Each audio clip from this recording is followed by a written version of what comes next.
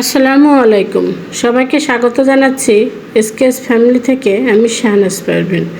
প্রতিদিনের মতোই আজকে আরেকটি ডেইলি ব্লগ নিয়ে চলে আসলাম। আপনাদেরকে তো আগের ভিডিওতে শেয়ার করেছি আমার বাসায় মেহমান এসেছে। তাই যে আজকের ভিডিওটা সকাল থেকে শুরু করে দিয়েছি। সকালের রান্নাটা আজকে আমার হাজব্যান্ড করছে। আর ও রান্না করার সময় প্রথমেই আপনারা দেখলেন যে ও নিজেই কাটাকাটি করছে।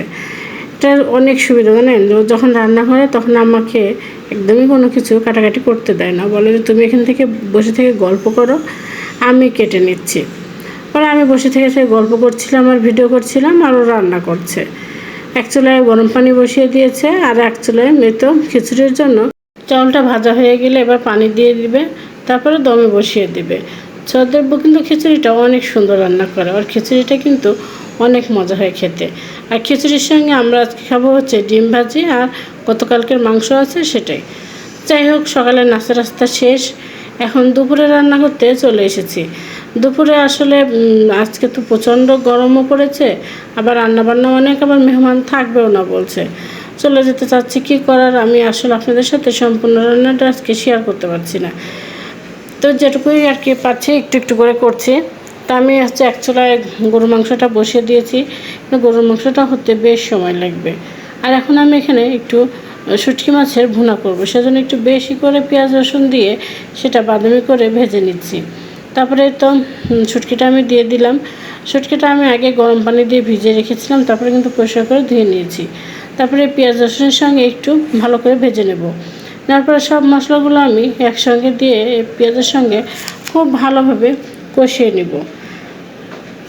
কষাতে কষাতে যখন তেল ছেড়ে আসবে তখনই আমি এখানে আরেকটু পানি দিয়ে দেবো। আর যেহেতু এটা ভুনা করবো সেজন্য একটু বেশি করে কষাতে হবে, তাহলে পেঁয়াজগুলো একটু গলা গলা হলে কিন্তু বেশি ভালো লাগে খেতে। আর এই শুটকি ভুনাটা রসুন বেশি দিলে আমার কাছে বেশি মজা লাগে।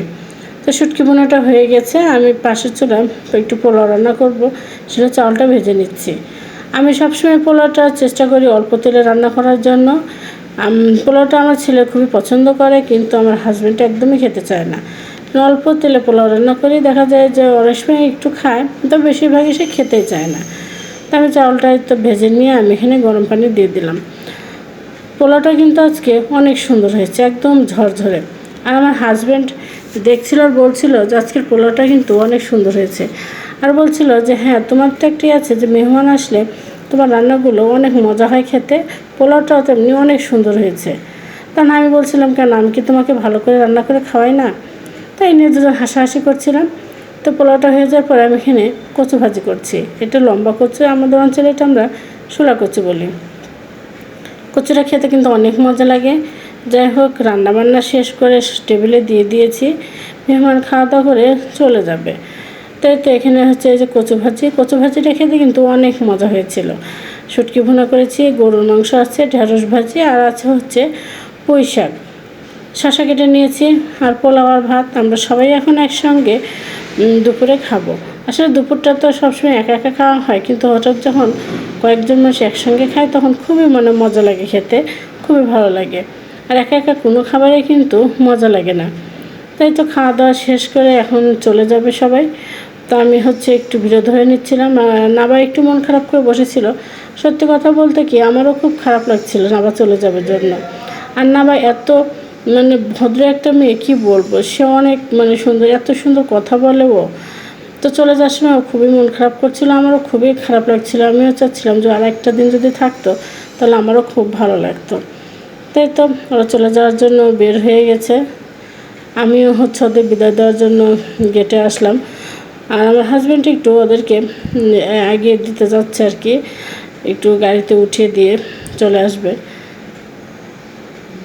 আসলে বাসায় মেহমান আসলে কিন্তু খুবই ভালো লাগে, আর চলে যাওয়ার সময় খুবই খারাপ লাগে। আসার আগে থেকে কত আনন্দ যে মেহমান আসবে, আর চলে গেলে বাসাটা কেমন একদম ফাঁকা হয়ে যায়। সেই আগের মতোই আবার একা একা থাকতে হবে। সবাই ভালো থাকবেন, আর যে পর্যন্তই, আল্লাহ হাফেজ।